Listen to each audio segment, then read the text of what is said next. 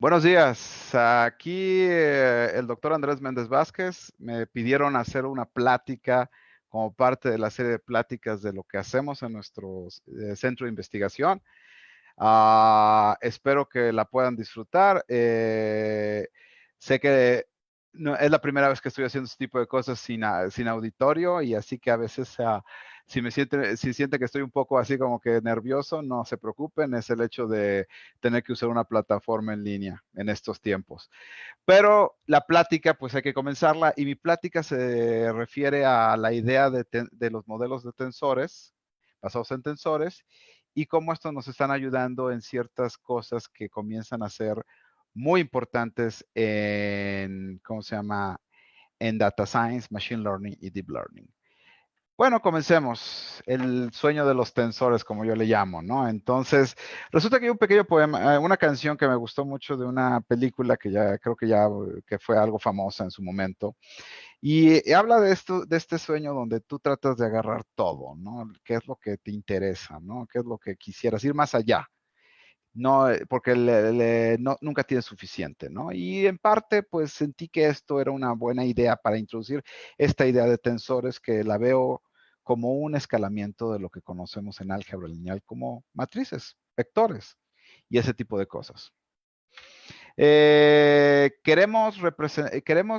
que pasa es que el álgebra lineal se ha convertido a través de los años en nuestra herramienta de batalla para representar data, para hacer cosas que al final pueden ser usadas para clasificación, para regresión, para big data, para deep learning. Y si te das cuenta, casi todo está yendo en esa dirección. Y lo interesante de todo eso es que resulta que podemos usar esas representaciones para representar data. Y esa data nos ayuda a hacer las cosas que están haciendo famoso a Machine Learning, Deep Learning, inteligencia artificial. O como yo diría, la parte de la inteligencia artificial que está funcionando. Les voy a dar una pequeña historia de compresión que me pasó hace varios años, ¿no? Era una idea era la primera vez que yo estaba haciendo esto. Y resulta que teníamos miles de documentos que teníamos que clasificar. Y, y esa clasificación pues tenía que ser hecha de manera que fuera rápida, eficiente y no te volvieras loco en el proceso, ¿no?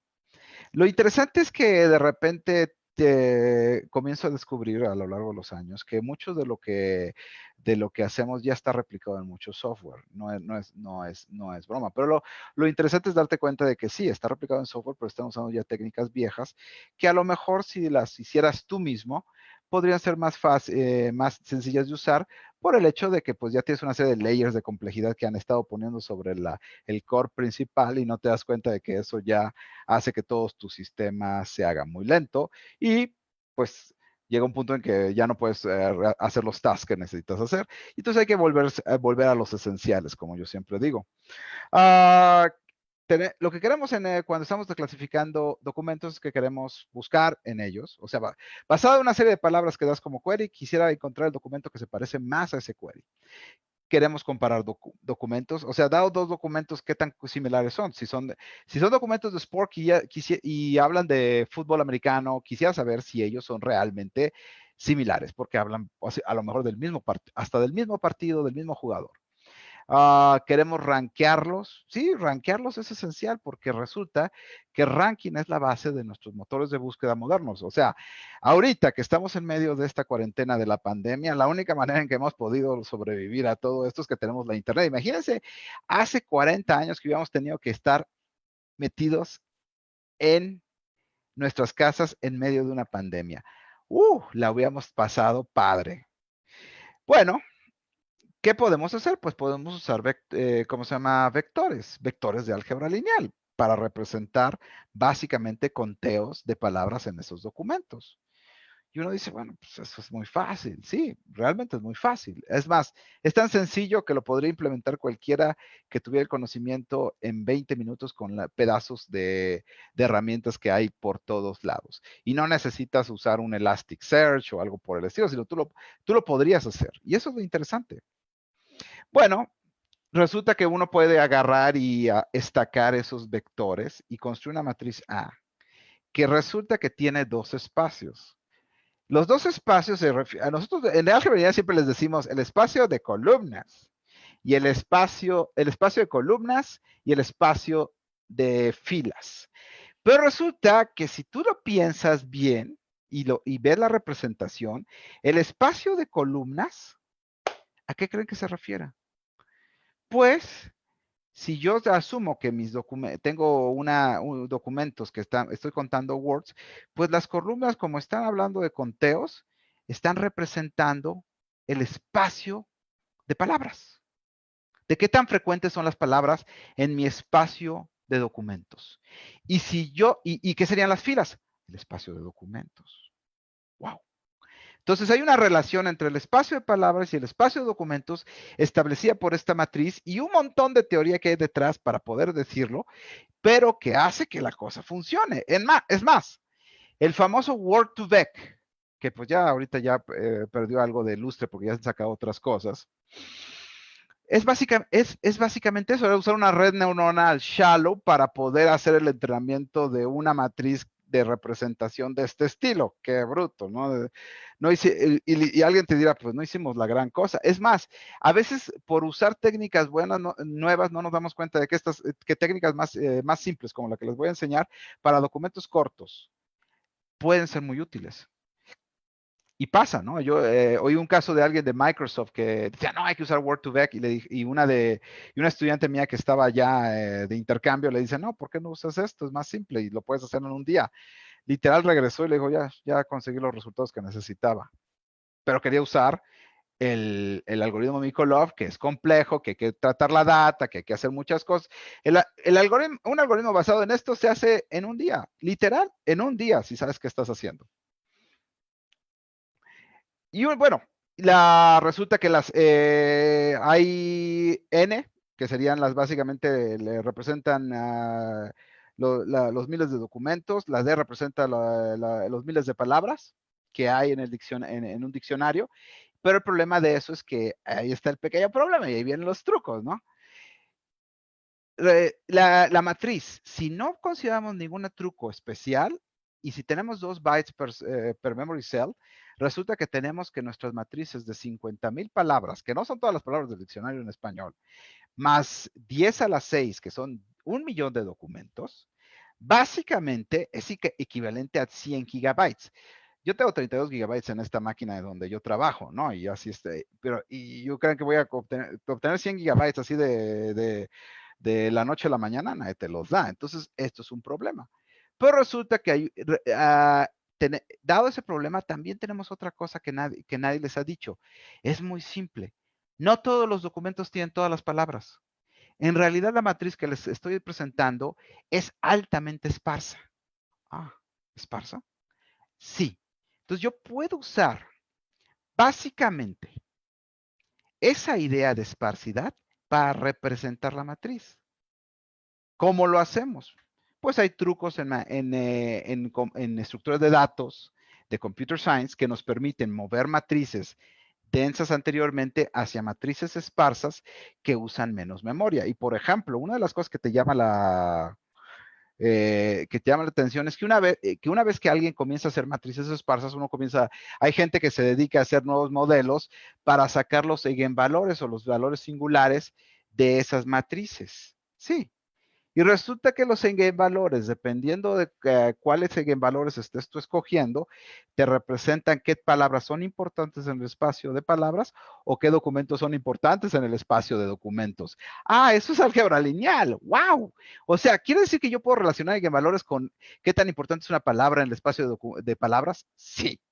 Bueno, y entonces, usando lo que conocemos como el Singular Value Decomposition, que es un método que se prueba y tiene sus pruebas, tiene sus limitaciones, porque si te pones a pensarlo, Singular Value Decomposition, como otros métodos de composición de matrices, están basados en una ecuación de optimización. Quieres minimizar algo.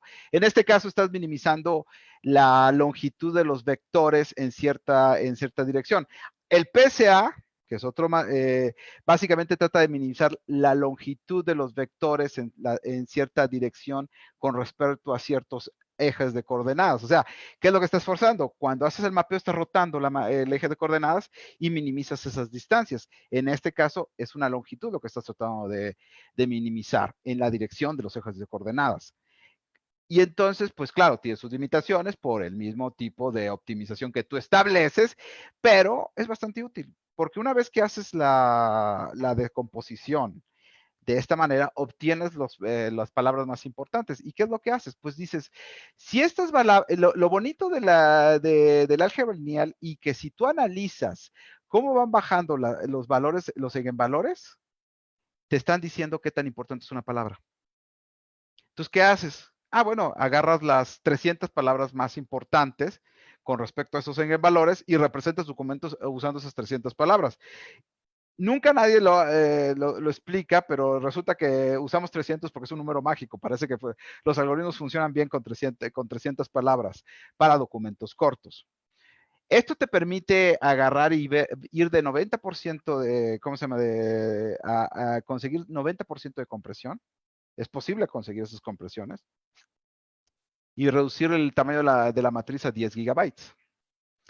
Y si nosotros vamos de 50,000 a 300, pues resulta que al final, haciendo un poquito de, ¿cómo se llama? Ya teniendo la matriz red esparsa, ya haciendo la compresión, usando las 300 palabras, la representación queda hermosa, de 100 gigabytes a 0.6 gigabytes.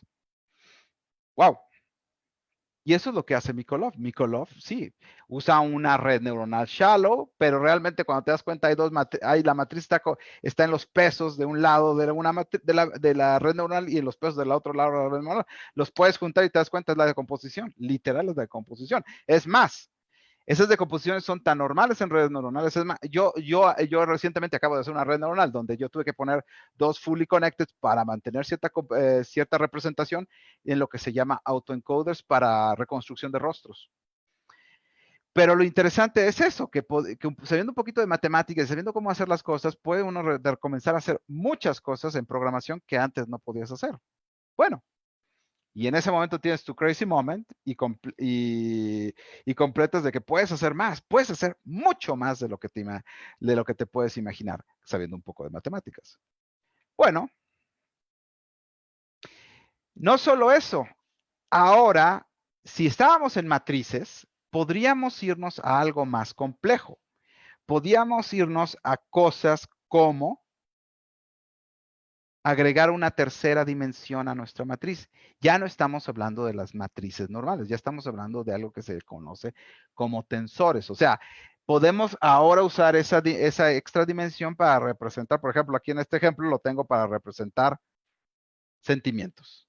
Si yo quisiera representar sentimientos, yo puedo agregar esa dimensión extra y eso me permite entonces comenzar a decir, bueno, y si yo pudiera descomponer esta matriz en algo, podría aprender mucho del espacio de representación. O sea, tengo este espacio de palabras, ahora voy a tener una nueva dimensión acerca de los sentimientos. Podría yo en un momento dado decir qué palabras representan odio, qué palabras representan amor, qué palabras representan bienestar, qué palabras representan H. O sea, quiere decir que yo de documentos cortos como Twitter podría yo estar comenzando a decir, ¿cuándo están enojados con el alcalde de tal pueblo? ¿Cuántos están enojados con el señor de los helados? ¿Cuántos están enojados con la situación económica? ¿Cuántos están enojados con esto? Y dices, y entonces comienzas a darte cuenta cuál es el negocio real de Cambridge Analytica. El negocio de Cambridge Analytica es agarrar toda esa data, darte esto, seccionarlo por población y literal decirle a los políticos, si quieres ganarte esta población, diles esto. Si quieres ganarte esta población, diles esto otro. Lo crean o no, Trump es la manera en que consiguió tanta gente. Y por lo que sé, Cambridge, ¿cómo se llama? Cambridge Analytica sigue viva, está ahí todavía. No la han cerrado, nunca la cerraron. Sí la expusieron y dijeron que estaban haciendo cosas como alguna gente dijo que esto es pernicioso y todo. No, la realidad es que es simplemente marketing al siguiente nivel. Claro está, nuestras democracias requieren que la gente piense y no se lleve por los sentimientos para poder establecer baselines y poder decir cuándo algo es, estás tratando de influenciarme, no me gusta eso porque yo quisiera obtener mi propia opinión de ciertas situaciones y a lo mejor pues votar de cierta manera que me permita que pueda ser la mejor para mi situación en pues en donde estés. Y pues sí, ellos podrán hacer su marketing, totalmente de acuerdo, pero la cosa es que funciona, ¿no? Si tienes una población informada que sabe que eso puede pasar y sabes cuándo controlar tus sentimientos para poder hacer eso, es muy difícil que realmente Cambridge Analytica pudiera hacer algo. Normalmente eso pasa con poblaciones que no controlan bien sus sentimientos. La cosa es controlarlos. Y, sí, y puedes ver los pros y los contras de cualquier situación. Y te das cuenta de que no hay ni totalmente buenos ni totalmente malos, que es un mar de grises bien padre. Bueno, una pequeña historia.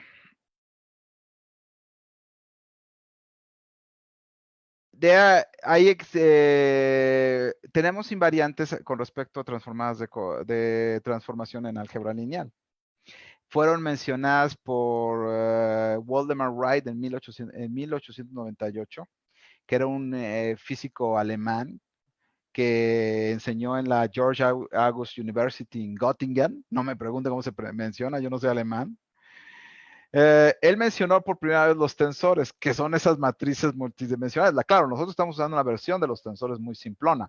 Los físicos usan versiones mucho más complejas porque los tensores de ellos tienen cosas de fuerzas y cosas así. Por ejemplo, en este momento estoy haciendo algo de investigación en quantum computing y resulta que en quantum computing, pues estamos usando tensores para eso y resulta que comienzan a ver cosas muy interesantes que comienzan a ayudar. Por ejemplo, sabemos, hay una compañía en Canadá que está usando Quantum Optic para entrenar redes neuronales.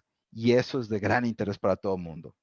Bueno, antes de eso, el Riemann, si alguien conoce al Riemann, el gran Riemann, el matemático que estableció la Riemann integral que todo el mundo usamos, introdujo el concepto de topological manifold y que fue el principio del sueño. Pues sí, la topological manifold la puede representar con tensores usando fuerzas.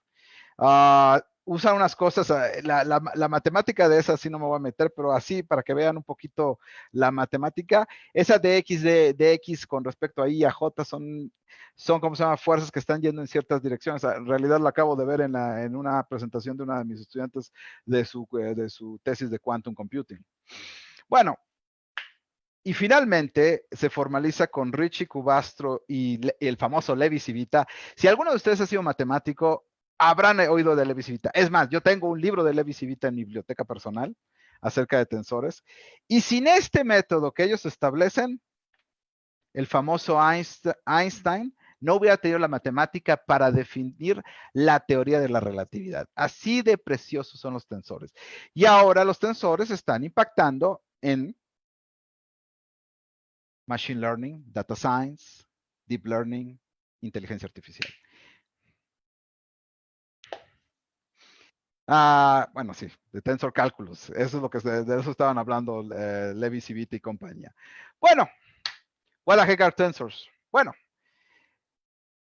de primeros principios, sí, básicamente tenemos un sistema de coordenadas. Los tensores son simplemente representaciones de ese sistema de coordenadas. Tienen cosas así de raras, donde estás cambiando las bases. Realmente I por EJ son proyecciones en esas bases. Y y la I y J representan los números 1 y 2 que corresponden a las coordenadas X y Y. Entonces, básicamente, estos tensores, estas cosas están definiendo rotaciones, que son realmente transformaciones en álgebra lineal, y te permiten reescribir ecuaciones y hacer cosas raras de esta manera. Y puedes entonces hacer cosas más extrañas acerca de eso para realizar operaciones algo más complejas. Como no me quiero mover hacia acá, lo voy a cortar porque esta parte sí es un poquito matemática. Se las dejo allá, pero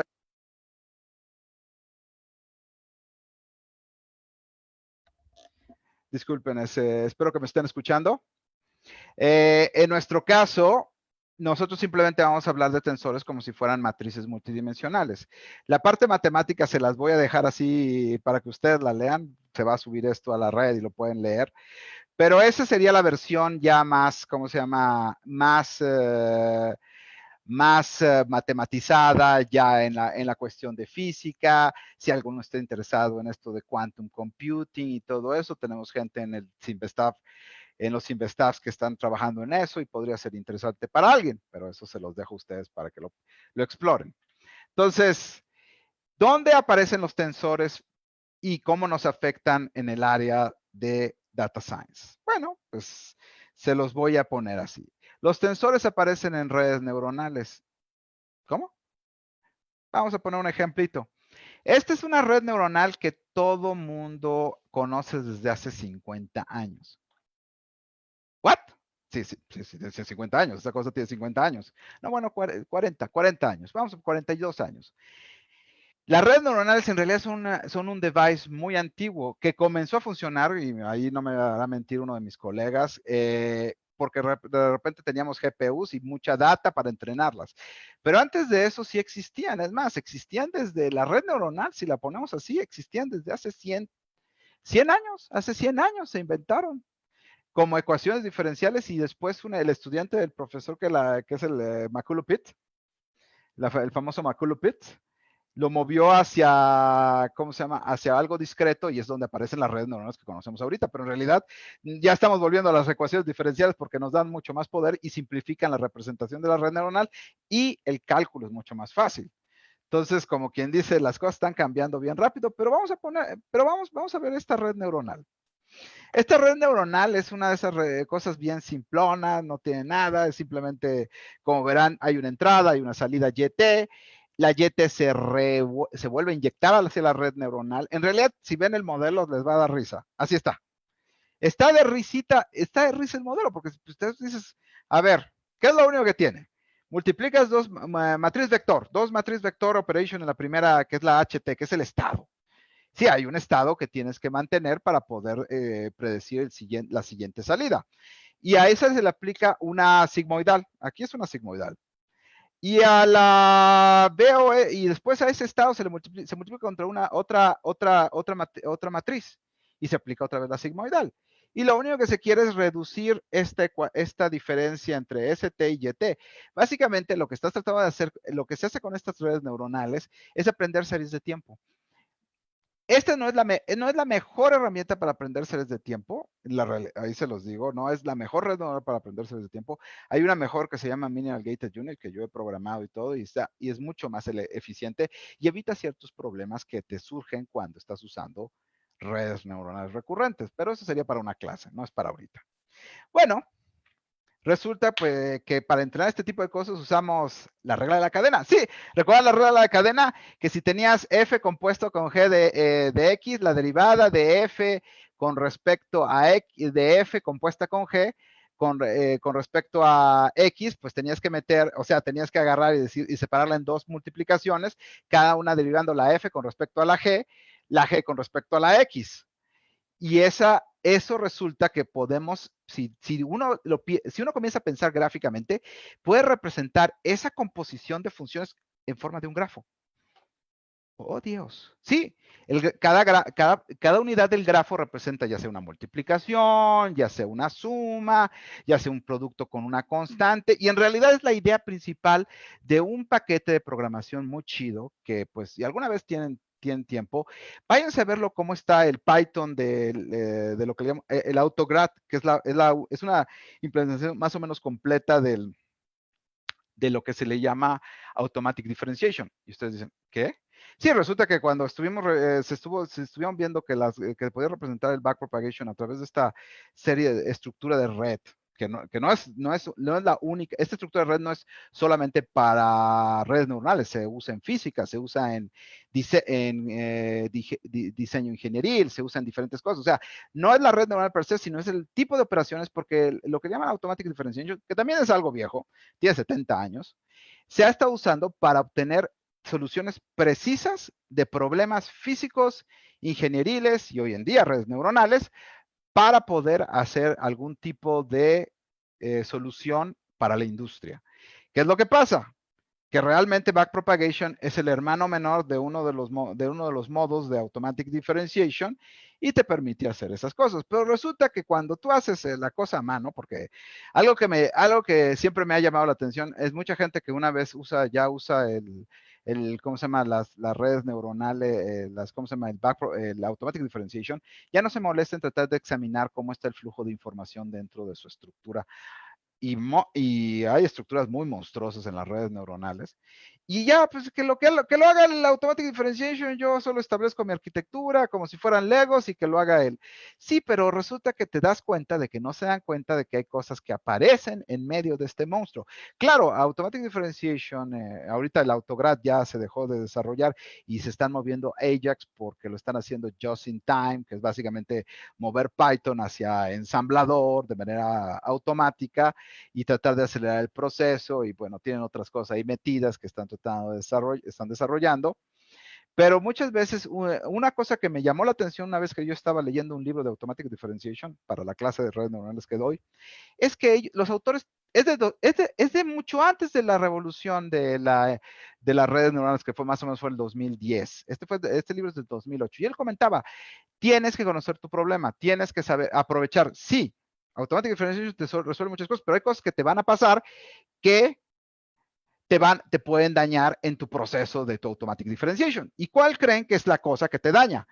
Pues resulta que la recursión es la que te daña, porque tú puedes tomarla ciegamente o tener una arquitectura que favorece solamente la recursión y terminas en lo que se llama backpropagation through time. Y resulta que comienza a tener una multiplicación de matrices gigantesca a través del tiempo y hace que tu entrenamiento se vuelva una locura. Pero resulta que además, sí, porque lo tienes que pensar, te aparece un tensor. Sí, esa cosa que ven ahí, ya esa es la matemática del tensor. Resulta que el tensor, es cuando lo ves, es una tensor en 3D. Y hay trucos para que tú puedas, para cierto tipo de estructura de arquitectura, mapearlo de nuevo a una matriz. Pero para eso lo tienes que saber. Si no, pues dejas que la cosa esa siga haciendo su trabajo y entonces esa matriz comienza a crecer exponencialmente en la tercera dimensión y ¡pum! O sea, te acabó. Y cuando comienzas a hacer las multiplicaciones ya se te acabó la memoria y ya no pudiste hacer nada. Entonces, Automatic Differentiation para redes neuronales, claro que tiene sus trucos, tiene sus cosas, o sea, para poder, pero creo que realmente es usar la herramienta, pero también usarla inteligentemente, darte cuenta que tiene tu arquitectura. Pero pues eso ya es para otras cosas. Tensores lo estamos usando también para compresión. Sí, si ya lo estamos haciendo compresión con documentos, también ya se hace compresión con otras cosas. Resulta que la Tensor Decomposition, que es una manera, que es la generación del Singular Value Decomposition, comenzó en 1927. La matemática es antigua, ¿no? Que era un matemático americano, un físico, y le importaba, y estaba haciendo formulación de problemas de transportación. Tú dirás, ¿y a mí qué me importan los problemas de transportación? Pues resulta que aparecen en grafos, ¿cómo se llama? Computational Geometry, que sirve para juegos de computadora. Bienvenido a la realidad de que la matemática tarde o temprano te explota en todos lados y en otras cosas. Y finalmente, pues este modelo, que era como Singular Value Decomposition, pues un psicólogo lo usó para ya establecer su versión final, pero claro, no es el único, ¿no? El paper se llamó Some Mathematical Notes on Three-Mode Factor Analysis Psychometric, sí, un tensor de 3 dimensiones. Y resulta que esto se ha expandido más allá de la física, está en procesamiento de señales, numerical linear algebra, computer vision, data mining, graph analysis. Sí. Las redes grandes estamos comenzando a usar tensores para analizarlas. neurociencias, etcétera. ¿Qué es lo que va a pasar? Pues con esto podemos hacer cosas muy interesantes. Hay toda una serie de métodos hoy en día para poder hacer tensor de la decomposición tensores. Es que hay un teorema muy chistoso que te dice, cuando tú haces decomposición del estilo singular value decomposition de 3 matrices, la decomposición es única por la manera en que haces la optimización. Pero en el caso de tensores, no. Entonces, es como cuando una vez recuerdo cuando yo doy la clase de redes neuronales y enseño el teorema universal de representación de redes neuronales, y el único problema del teorema es un montón de matemáticas, ¿no? Es análisis matemático acá, allá, te da para tirar al cielo. Y de repente solo dice, existe. O sea, lo único que hacen es que es un concepto de matemáticas que hablamos de esto. Tenemos una topología. Resulta que la topología no tiene sus puntos límites. Y los puntos límites son funciones en un momento dado que son muy así, continuas, muy extrañas, ¿no? Pero pues son continuas y extrañas. Pero resulta que tú puedes asegurar que pones un punto límite y pones cualquier esfera alrededor de ese punto límite, vas a encontrar una representación neuronal cercana a esa función continua. Pero el problema es de existencia. No te dice cómo hacerlo. Entonces, pues, como nadie te dice cómo hacerlo y no hay una manera óptima, y posiblemente el problema sea NP completo, pues resulta que dices, pues yo invento mi nueva heurística, ¿no? A ver qué pasa, ¿no? Y ustedes dirán, pues son algoritmos. No, si supieran cuántos algoritmos que dicen que son algoritmos, y no son algoritmos y son heurísticas, ustedes estarían fascinados, dirían, exacto. Se dan degeneraciones en el proceso, ¿no? Del algoritmo, porque un algoritmo no hay degeneración. In y la salida esperada. En una heurística, comienzan a haber problemas. Pero todos estos algoritmos, y uno de los que me gusta mucho en Tensor Recomposition es ¿cómo se llama? El CP, el famoso CanDecom Parafac. Y el CanDecom Parafac pues hace estas cosas, ¿no? Ahí tienes una serie básicamente te permite descomponer la X en una serie de, ¿cómo se llama? De vectores. Vectores. Imagínense, un tensor de varias dimensiones en forma de vectores, ¿no? Y esos vectores, pues, te permiten en un momento dado hacer que, bueno, esto se vea como esto, ¿no? Gráficamente lo verías de esta manera. O sea, ese producto punto que tienen allá hace que puedas reconstruir el tensor X y esto reduce memoria. Ahorita, en este momento, en el semestre, el doctor Denny Torres está usando tensores para representar imágenes hiperespectrales para ser analizadas de manera más rápida, porque es más rápido analizar los vectores que analizar el tensor por el tamaño en la memoria. Bueno, y el rango de un tensor es definido como el número más pequeño de los rank 1 tensors that generates X as their sum. Y entonces, el problema sabemos que es NP-hard, pero pues así inventamos otros algoritmos más. Hay una vez uno de mis estudiantes que le dije que continuara, ¿por qué no hacía el análisis de por qué estaba funcionando mejor una descomposición que él básicamente hizo basado en un paper? No quiso, pues yo necesito estudiantes. No, sí, si alguna vez alguien quiere hacer eso, sería padre. Pero, pues básicamente estamos usando técnicas de aproximación, branch and bound, naive techniques, lo que sea, para hacer esas decomposiciones y obtener más información de lo que estamos haciendo. Why so much effort? Pues aquí ya les estaba comiendo, lo que les comentaba de la unicidad de la respuesta en SVD, pero no en tensores. Bueno, introduciendo un poco más de notación, nosotros en la CP Decomposition lo que hace es este tipo de optimización que alguna vez algunos de ustedes han visto. O sea, yo quiero una X hat que la pueda representar a través de sus vectores básicos y que se acerque a mi X lo más que pueda, pero no es la única versión y hay muchas maneras de hacerlo. Bueno, pero a pesar de todo eso, de no tener uniques, sigue siendo tremendamente útil. Miren este ejemplo.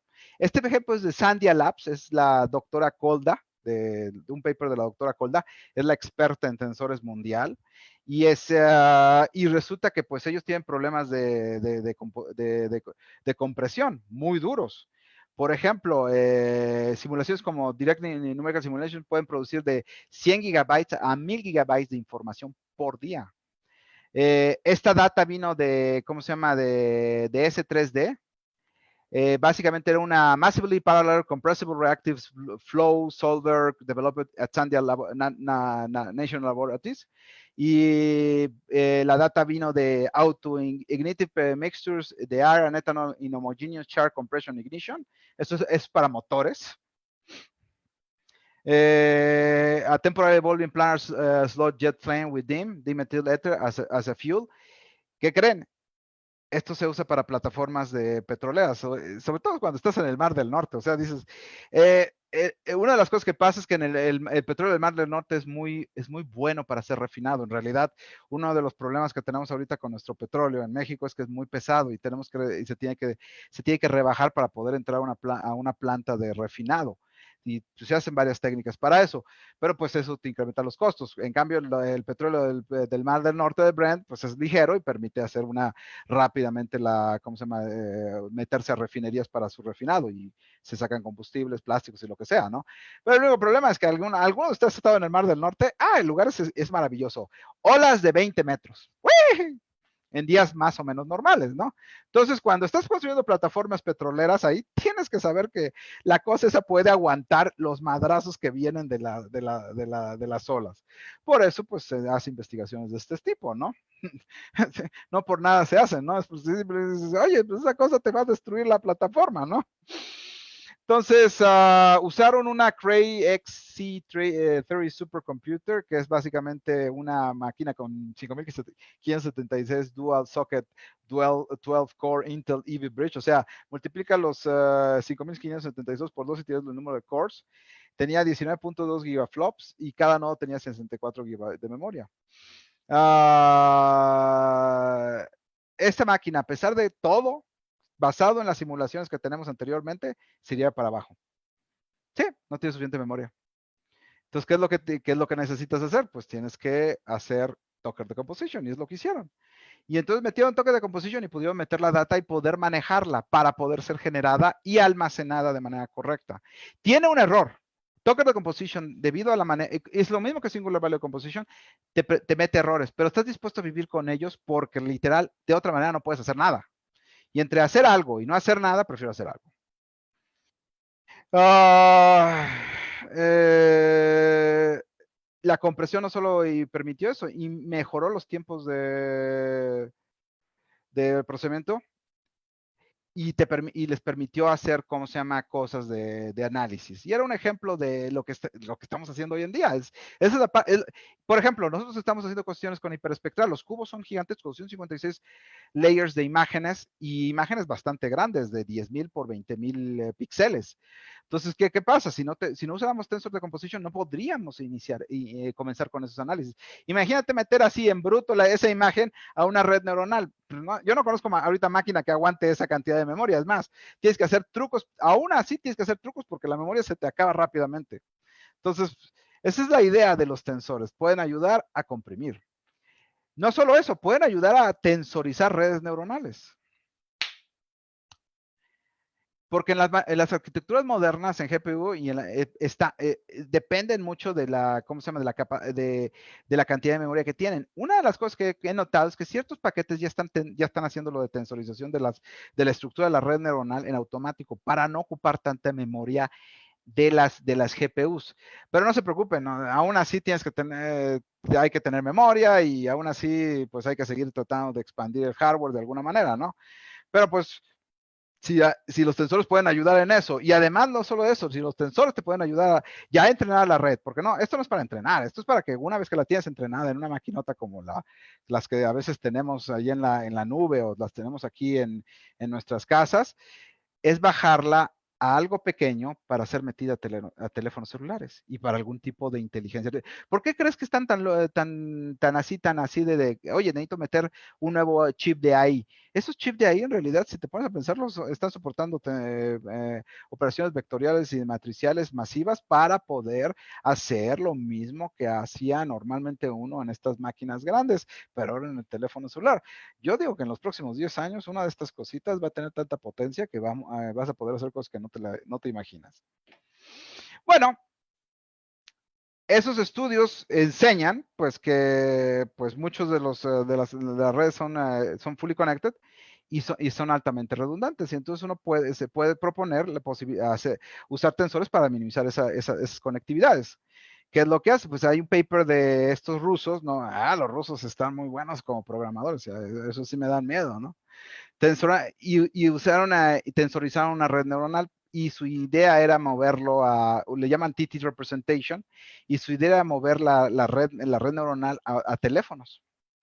Entonces, tienen toda una matemática para eso, o sea, primero diseña.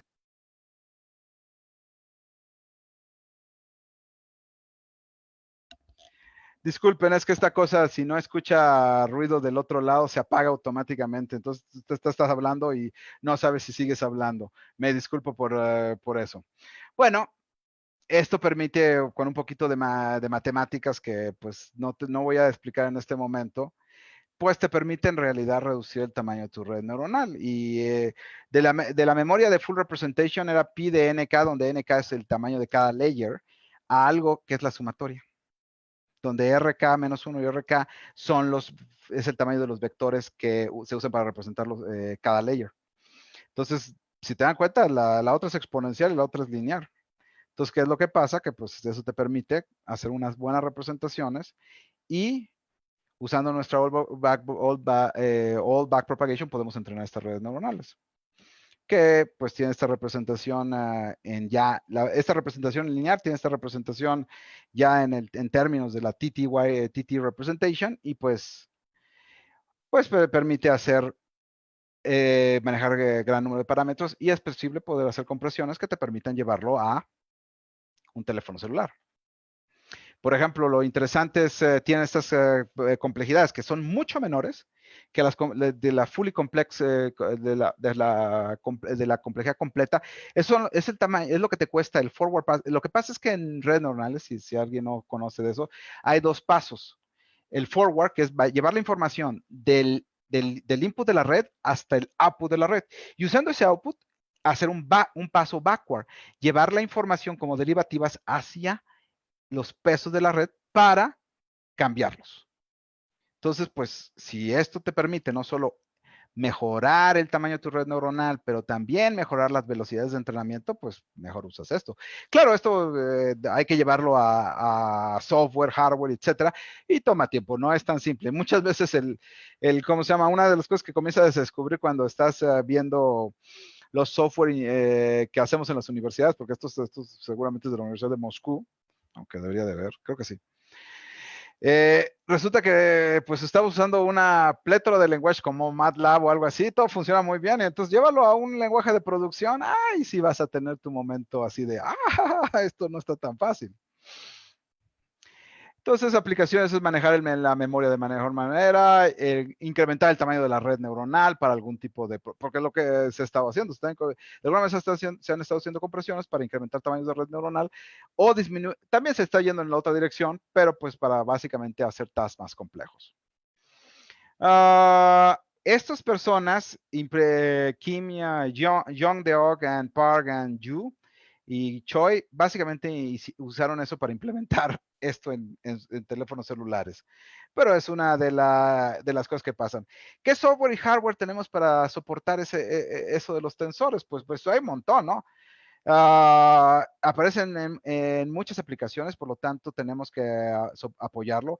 Y han estado apareciendo papers recientemente acerca de Unified Optimization Approach for Sparse Tensors, Operation GPUs. O sea, ya se está pensando en que los GPUs deberían de apoyar a los tensores como parte de su proceso. Resulta que MATLAB tiene cuestiones de tensores.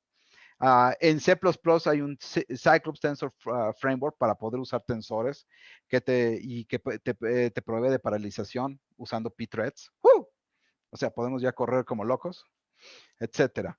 Entonces, Distributed Memory Systems como los Gigatensor, que es un sistema que usando MapReduce está aplicándose a los tensores. Hypertensors Sparse Tensor Library en SPMTTKKRP on Distributed Memory Environments, etcétera. O sea, el interés ha comenzado a ser muy grande, y la idea es poder llevar esto a, ya sea construir máquinas con tensores que te representen cosas gigantescas Y eso, por ejemplo, Google es uno de las personas que han estado haciendo eso. Tiene unas máquinas de tensores que representan redes neuronales que tienen combinaciones ultra raras de cosas. O sea, dices, bueno, ¿qué hacen con esto? ¿Quién sabe? Pues ahí estarán, ahí le están dando, ¿no? Entonces, Lee y otros han propuesto algoritmos parallel algorithms implementados en GPUs vía parallelizing certain algorithms on fibers. Esto es una de las cosas que ahí sí ya me meto, son cosas de hardware. TensorFlow actually supports certain version of tensor representation. TensorFlow es un ejemplo. Pero pues ahorita PyTorch también está soportando los tensores. Y hay más esfuerzos para resolver problemas usando tensores. El futuro de estas cosas se nota que va a ser prominente, va a ser bueno. Y lo interesante es que, pues, si te pones a pensar, los tensores va a ser es la nueva era de álgebra lineal aplicada a la industria. Y eso nos va a ayudar a construir máquinas mucho mejores para ciertos tasks que necesitamos hacer. Y que nos va a decir, por ejemplo, ahorita una de las cosas que que vamos a terminar teniendo que hacer para poder salir ya de esta cuarentena es poder tener devices que permitan decirle a una persona si se está exponiendo a una situación peligrosa, y es posible que sí lleguen al mercado porque pues el coronavirus es uno de esos virus que muta muy rápido y pues a lo mejor conseguimos la vacuna para el de hoy, pero para el de mañana pues no, y entonces vamos a tener que estar todo el tiempo cuidándonos, lo cual pues sí es desagradable, pero al menos estamos minimizando las pérdidas en vidas humanas. Ya no es la edad media donde ¡pum! Se moría el 60% de la gente o más, sino es que realmente ahora estamos pues en una mejor etapa de la evolución de la ciencia y tecnología. Y pues Tensores está ayudando para eso. Una de las cosas que les recomendaría acerca de este tipo de cosas, si alguno de ustedes quiere entrar a hacer estudios de este estilo, es que tenemos que aprender matemáticas. O sea, no se imaginan hasta qué punto la matemática te ayuda, ¿no? O sea, porque una vez que controlas la matemática de un proceso, controlas el proceso y puedes cambiarlo y puedes hacer nuevas cosas y nueva tecnología. Uh, Aprendan a usar la matemática no como una herramienta o sea, ponle harina, ponle azúcar y haz aquí un revoltijo y ya con eso tienes, ¿cómo se llama? Ya tienes el pastel. No, hay que aprender a usar la matemática de manera razonada para construir modelos. Una vez que ustedes entiendan cómo hacer eso, wow, el panorama es gigantesco. Y cualquier pregunta, una de las cosas que les digo, no soy un experto en tensores. Todavía me falta mucho por estudiar, siempre estoy estudiando y la verdad soy muy malo a veces en muchas cosas y eso es una realidad que cuando eres un científico comienzas a decirte, no es lo que conozco, es lo poco que conozco y el mar gigantesco de lo que no conozco. Y eso es siempre una realidad. De manera que cualquier doctor que les diga, soy un experto en todo o en algo, pues yo les diría que no está diciéndote totalmente la verdad. Eres experto en una cosita así chiquitita y hay un mar gigantesco de cosas que no sabes. Y a veces las implicaciones de las cosas que no sabes en tu cosa chiquitita hacen que tú dejes de conocer esa cosa chiquitita. Y lo que uno reconoce, como dijo una vez Sócrates, es lo único que sé es que no sé nada. Pero de todas maneras estoy abierto a preguntas. Muchas gracias por haber estado aquí y pues con esto terminamos la plática. Gracias.